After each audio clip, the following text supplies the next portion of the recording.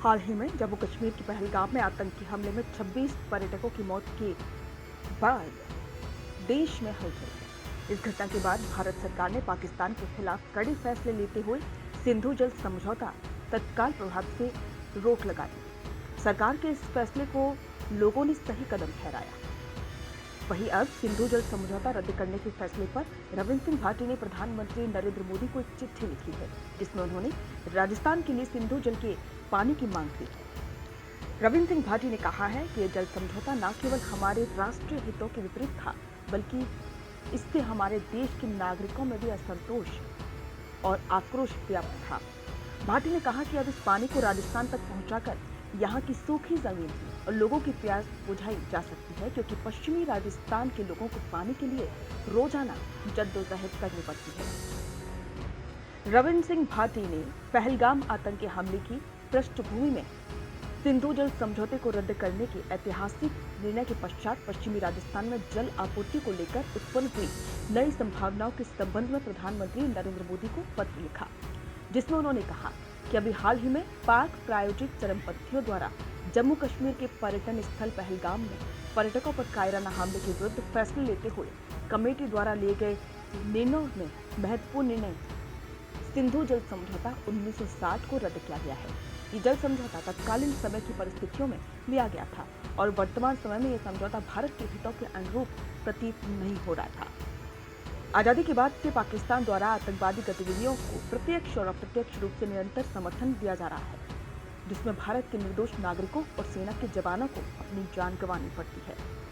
ऐसी स्थिति में भारत द्वारा पाकिस्तान को बहुमूल्य जल संसाधनों की आपूर्ति एक गंभीर रणनीति और नैतिक प्रश्न खड़ा करती है। ये जल समझौता न केवल हमारे राष्ट्रीय हितों के विपरीत था, बल्कि इससे हमारे देश के तमाम नागरिकों में भी असंतोष और आक्रोश था।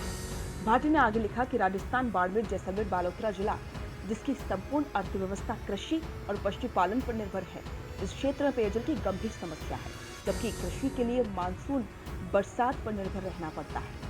क्षेत्र के पशुपालकों को बरसाती पानी एकत्रित करके पूरे वर्ष भर अपने पशुओं हेतु जद्दोजहद करनी पड़ रही है।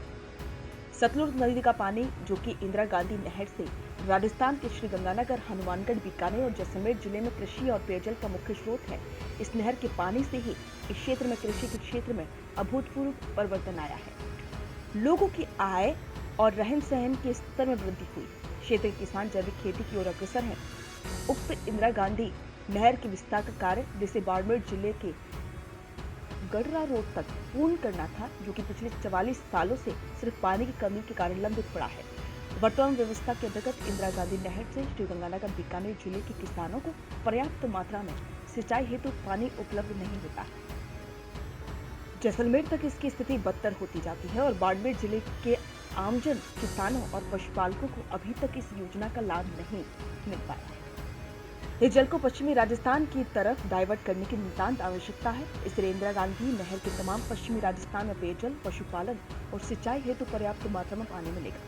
इंदिरा गांधी नहर के गडरा रोड क्षेत्र तक विस्तार का कार्य पूर्ण होने से क्षेत्र में भी कृषि के क्षेत्र में अभूतपूर्व परिवर्तन आएगा। इससे सीमावर्ती क्षेत्र की अर्थव्यवस्था को संबल मिलेगा। कृषि एवं पशुपालन पर निर्भर सीमावर्ती क्षेत्र के लोगों को राहत मिलेगी। पश्चिमी राजस्थान के आकांक्षी जिलों को मजबूती मिलेगी। उन्होंने आगे लिखा है कि इस जल समझौते के रद्द करने से सिंधु और इसकी सहायक नदियों के पानी का प्रबंधन पश्चिमी राजस्थान में किया जाए। इससे सीमावर्ती क्षेत्र के आमजन, किसान, पशुपालकों और औद्योगिकरण को संबल मिलेगा, जिसके दूरगामी परिणाम भारतीय अर्थव्यवस्था के सहायक सिद्ध होंगे।